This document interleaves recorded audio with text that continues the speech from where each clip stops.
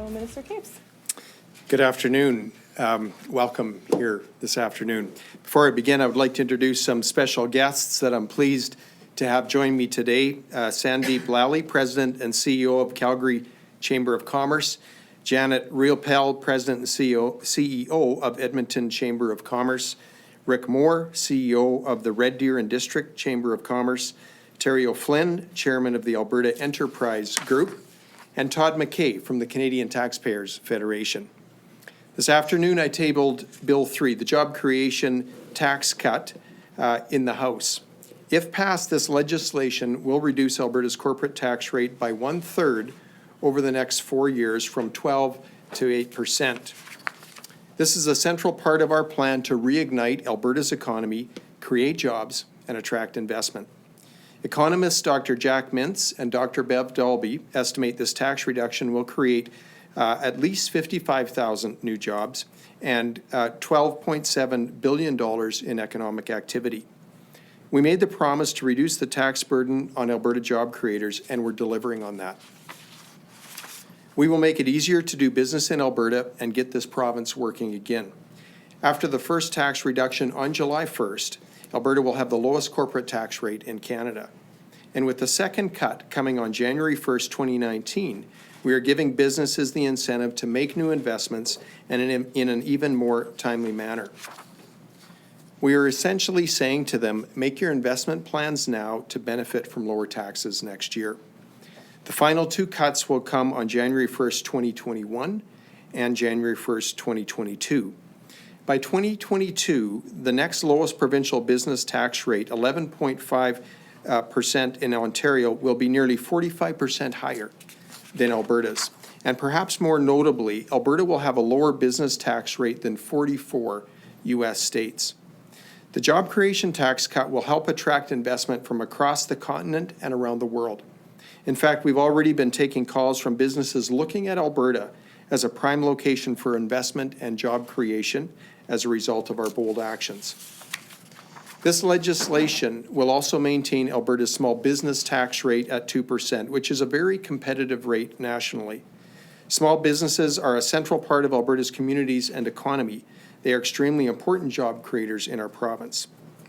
We value the contributions Alberta's small businesses make, so maintaining the 2% rate was very important to our government. I'm very pleased to bring this legislation forward, and I'm excited to watch Alberta's economy respond to this initiative. And now I'd like to invite Todd McKay from the Canadian Taxpayers Federation to the podium to share his thoughts with you, after which I'd be happy to take some questions. Thanks, Minister. That's some good legislation. Thank you so much for the invitation to be here, and thank you so much for announcing a 4-point cut to the business tax rate here in Alberta. You know, there's been some tough times in this part of the country, and that's led to a lot of tough conversations. You know, employers, managers, entrepreneurs have been calling in employees and having to deliver heartbreaking news that their job is gone. That's happened in a lot of places. It's been gut-wrenchingly stressful for those employees and obviously heart-wrenching for employers.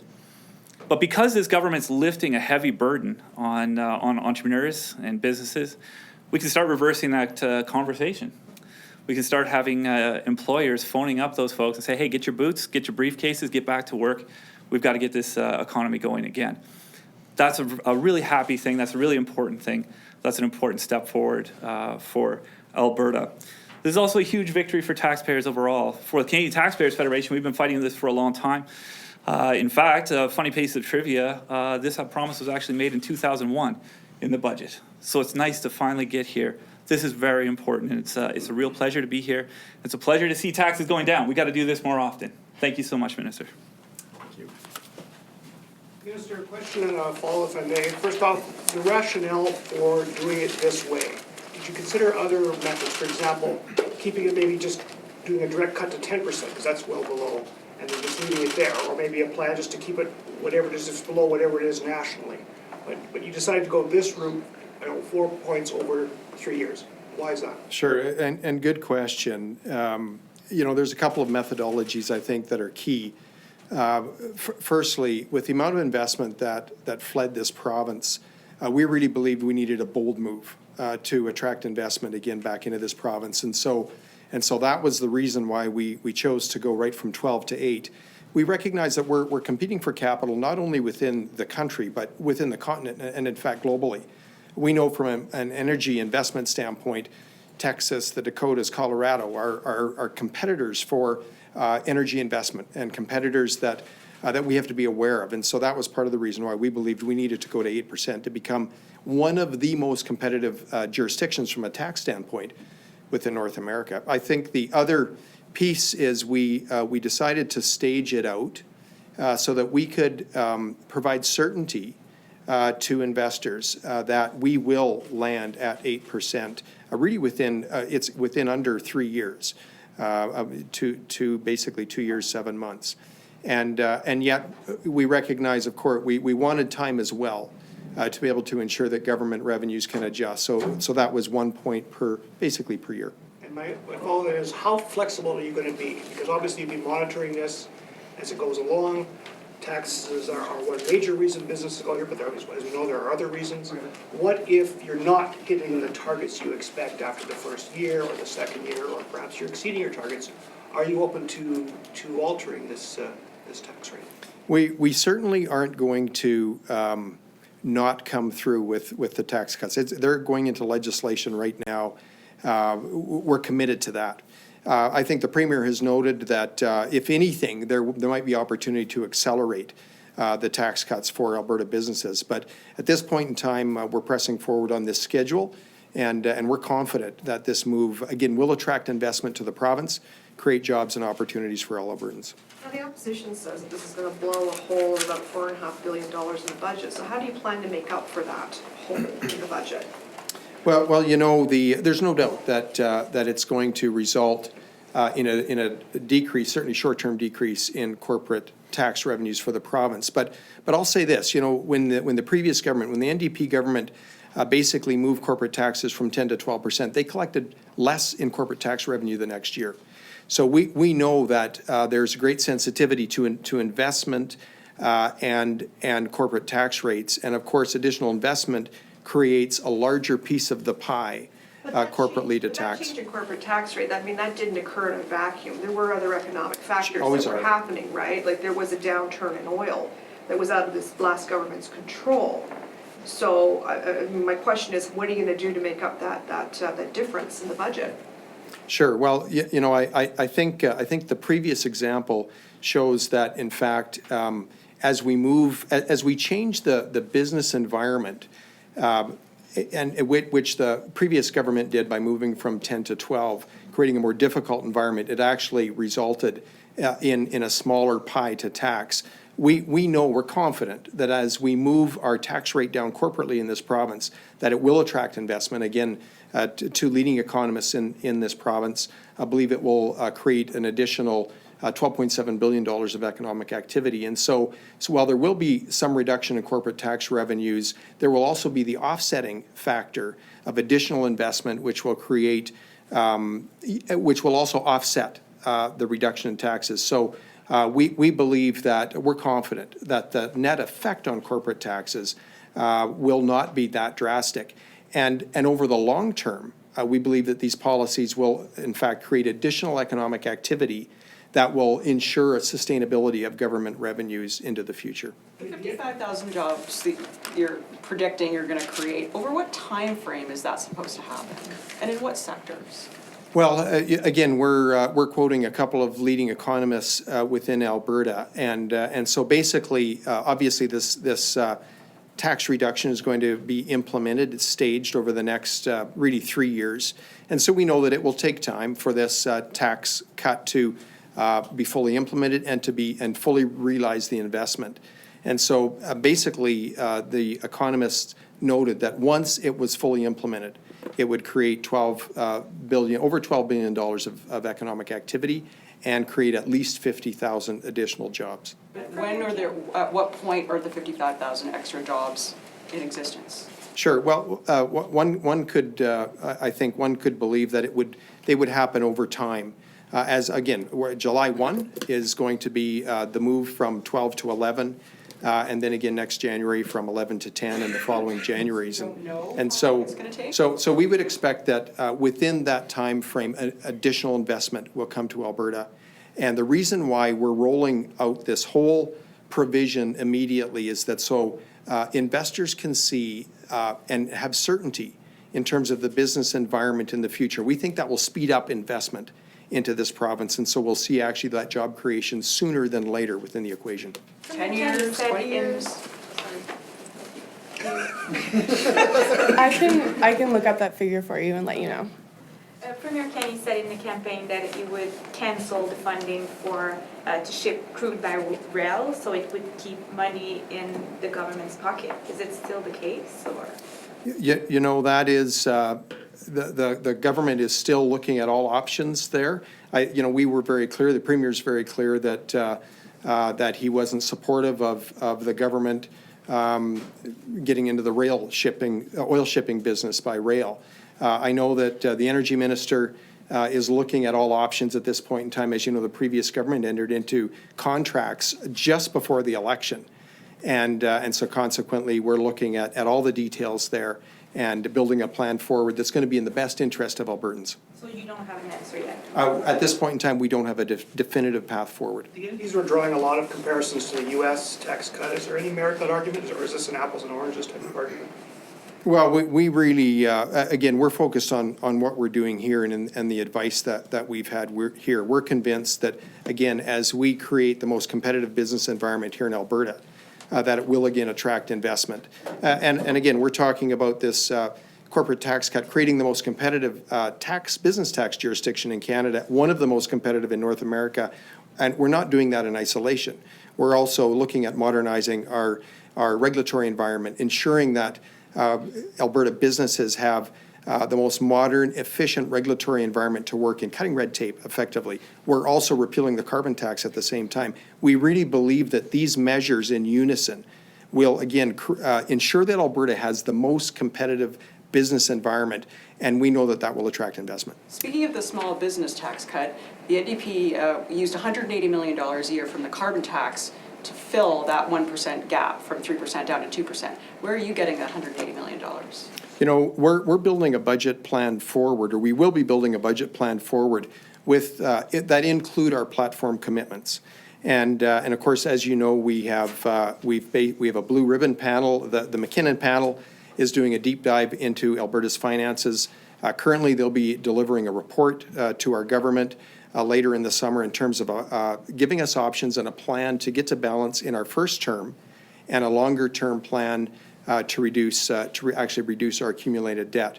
So we're confident that we're hopeful and confident that the recommendations from that panel will be solid recommendations that we can move on. We have some questions on the phones. I think we'll go to those quickly. Operator, can you put through our first caller? The first question is from Rick Bell with Calgary Sun. Rick, your line is now open. Good afternoon, Minister Toews. I have a question and a supplementary. So today you're planning on cutting taxes on business to spur investment and create jobs. But as a lot of people in Calgary will tell you, including I think the Calgary Chamber of Commerce, at the same time as that is happening, the city of Calgary is hitting business with hefty tax hikes in the percentages of double digits, so much so that even one business has their actual huge tax increase on their business sign. When you drive down the street, you can read it. I mean, what do you think when they're kind of muddying the waters of today's announcement, maybe even poisoning the waters. I mean, what do you think of the fact that they seem to be pulling in one direction and you in the other? So you're saying to businesses, and Calgary is Alberta's biggest city, you're saying to businesses, come here, we have the lowest corporate income tax, but at the same time, if they come to Calgary, Alberta's biggest city, which has an empty downtown, they're going to be, businesses here pay a very, very hefty price to be here. So what is your reaction to the fact that you and the Calgary City Council are nowhere near singing from the same song sheet? Well, thanks for that, Rick. What I can say is what we're doing. And that I can comment on. Clearly, we're going in a very different direction than the city of Calgary. We really believe that we absolutely have to create the most competitive business environment to attract investment again into Alberta. And we're managing what we can manage as the government of Alberta. And we're confident that these moves, particularly in unison, are going to create that business environment that, again, will attract investment, jobs, and opportunity for all Albertans and lead to a sustainable government revenues again that can fund our high-quality programs that Albertans expect.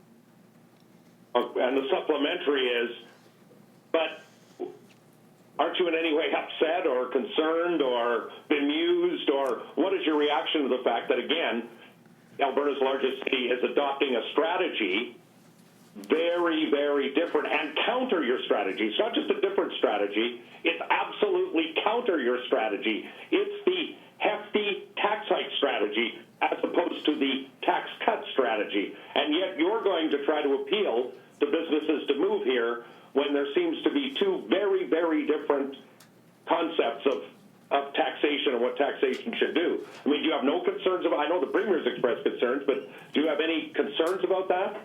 Well, obviously, I think we need to collectively work together as Albertans, municipalities, to create the most competitive environment to attract investment in business. Absolutely believe that.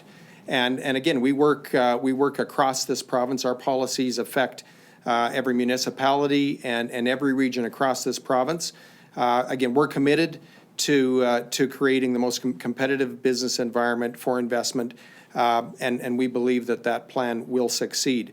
Obviously, we would love to see every municipality move in the same direction and work to ensure that their municipality is dealing with red tape issues, that they're working to ensure they have the most competitive regulatory environment and a competitive tax strategy. But for today, Rick, we're focusing on what we can manage. Okay, I think we also have Chris Varco from the Herald online. Today, the Conference Board of Canada released a report showing that the province is going back into recession this year. They're showing the economy will contract by about 0.1%. I guess I'm wondering, does it sync up with what the provincial government is seeing in the data and what you're hearing? Well, it certainly, I think it's certainly emboldening us to press forward with the major policy planks that we laid out in front of Albertans. We recognize, in fact, the Conference Board cited a couple of issues that created the scenario for Alberta, and that was, in fact, I'll quote the Conference Board, investment in the province's oil sector will be low as concerns about Canada's carbon tax and a lack of pipeline capacity will likely drive many investors down south to the United States. I mean, when we hear this from the Conference Board, it just really encourages us to stick with our platform and implement quickly. Clearly, we are in the middle of repealing Alberta's carbon tax, and as I think as most know, we put a very, very high priority on adding market access capability to Alberta's energy industry. Just to follow up, Sorry, Chris. does the Conference Board report show how much more difficult it's going to be to turn around the Alberta economy than maybe just a tax cut will solve, and maybe much more difficult than the new government had initially hoped for? Well, I'll say this, that there's no doubt there are significant challenges ahead for Albertans. There's no doubt about that. We are confident that, again, combined, our strategy of creating the most competitive business environment will attract significant investment back to this province. And we're also committed to balancing the budget in the first term. We know that that's not going to be easy, but we're committed to follow through with those commitments. Minister, Alberta is already the most competitively taxed jurisdiction overall in Canada. Many economists say that. How confident are you that further tax relief is actually going to bring businesses here that aren't already here? Or is this more about actually getting business from the United States? Is that the main goal from this? Well, you know, we certainly do compete globally in terms of attracting investment. And I think the energy industry is a great example of that. Again, as Texas and Colorado, the Dakotas compete for energy investment. And I think we've seen a lot of that energy investment that would have landed in Alberta go south. So we again are confident that if we can create the most competitive business environment in Alberta, we will again attract that investment back here. Minister, now that you've been on the job for a month, this might be a good time to ask you some related questions to your financial plan. In the campaign, the UCP said, I stand to be corrected, I think that you were planning a $7.1 billion budget deficit the first year, which of course was contingent on seeing the books. Now you've seen the books, now you have the Blue Ribbon panel, now we've got oil by rail in play, now we've got the tax cut. What can Albertans broadly expect from your first budget in terms of a deficit number? Well, you know, I can say this confidently. We're committed to balancing the budget in our first term. Right now, we're still we're beginning to develop the budget process. We are looking to release a budget this fall. As you pointed out, we have the McKinnon panel that's also working to come up with recommendations.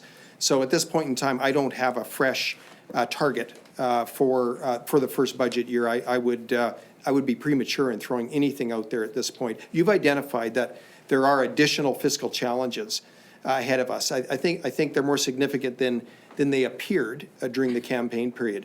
And so we will adjust our plan. But again, we're committed to getting to balance in our first term. Your department aid directives, so for example, look, regardless of what happens, I want to see a deficit that's no higher than X number, right? Have you given them any sort of direction that way, or aspirations or guidelines or goals? Or We've certainly provided departments directives in terms of ensuring that any spending is providing real value to Albertans, to bring real fiscal prudence back to the process again going forward.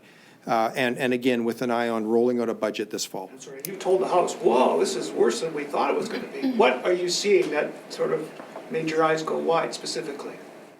Well, you know, I think there's a number of things at play for sure. Clearly, you know, the Alberta economy has been struggling since probably late 2018 and into early 2019, and so that's a significant piece of that. We're also, you know, as we're taking a look at departmental spends and that kind of thing, we're recognizing that you know, there's more work to do, I think, than we had originally anticipated. So. Stay tuned. We're committed to balance in the first term. We absolutely, Albertans expect this government to deliver and to be wise with their tax dollars. We're committed to that. We have more callers on the line. So 2022 is what you said in the campaign. Now you're saying first term, which would technically be 2023. I don't want to quibble, but are you moving the goalposts? Is it now 2023? You know, we've been saying here that it's going to be in our first term. So 22-23 is where we're committing to balance. If we can do that ahead of time, we'll be right there. But we're really committing to balance in our first term. We have to go to the phones again here. Operator, can you put through our next question on the phones? Next question is from Tony Cescas with CBC Calgary. Tony, your line is open. Hi, Minister. I just wanted to follow up on the conference board report. I guess, first of all, I just wanted to ask whether you feel there is a risk that Alberta's economy will slip back into recession, and if it were to do so, how might that affect some of those plans like the tax cuts? You've mentioned you might accelerate them. Could you maybe say more? Well, I think at this point in time, we're committed to roll these tax cuts, job creation incentives really, but tax cuts out as we've originally planned, July 1, January 1 thereafter for the next 3 years. You know, in terms of the conference board's report, I mean, we've been aware that the Alberta economy has been struggling, again, since late 2018 and into early 2019. It's really encouraged us to move quickly on our platform pieces, again, repeal the carbon tax, very quickly implement the corporate tax cut, and begin to deal with our regulatory burden in the most expedient way. Again, we think that's the best path forward. We remain committed to balance fiscally in the first term by 2022-23.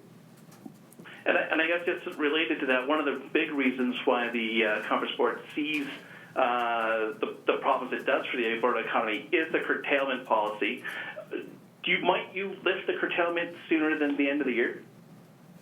You know, I don't believe there's been any, there's not been any decisions made on curtailment going forward. Obviously, the Minister of Energy will be evaluating that policy and we'll be looking closely at it. But at this point in time, we really don't have anything to report yet. I think we have another caller on the lines. Operator, can you put through our next caller? Next caller is Justin Giovanetti with the Globe and Mail. Line. Line is open. Oh, apologies. When Mr. Kenny first unveiled, yeah. You're good. Oh. We can hear you. Thanks. My question was that when Mr. Kenny first unveiled this policy in March of this year, he said that it would be self-financing, and your party put out a table showing how it would look, and it said that by the end of your first mandate, the Treasury would be earning about $700 million more per year because of this. About a month after that, you put out your platform, and it actually showed that at that point, the province would be losing about $1 billion as compared to that plan. I'm just wondering, at what point do you expect, if ever, will this tax cut become self-financing? Well, you know, that's a good question, and I believe this tax cut, it's a bold move to attract investment, and again, you've seen the basically projections out 4 years, which would show that obviously we will be collecting less in corporate income tax revenues at that point, but again, there will be an offsetting effect because of increased investment, business activity, and the like. There's also, of course, the increased economic activity as a whole will create revenue opportunities for the government going forward. And so, you know, at year 4, we may be behind somewhat in collection of corporate income tax revenues relative to these cuts, but I believe long-term these cuts will, in fact, create enough business activity that we're going to see really revenue neutrality and eventually even higher corporate tax income for Alberta. Perfect. And, you know, those two changes, those two different numbers I just gave you, I mean, it's a $1.7 billion difference, and that was in less than a month. I spoke earlier today with Professor Dalby, and one of the things he said is, you know, the real impact of this tax cut will in some ways be decided by externalities, pipeline access, those types of things. I guess I'm wondering how much confidence do you actually have in these projections, which by Professor Dalby's own admission, don't actually work in any externalities, say like a massive corporate tax cut in Ontario, which is something that Doug Ford has, you know, toyed around with.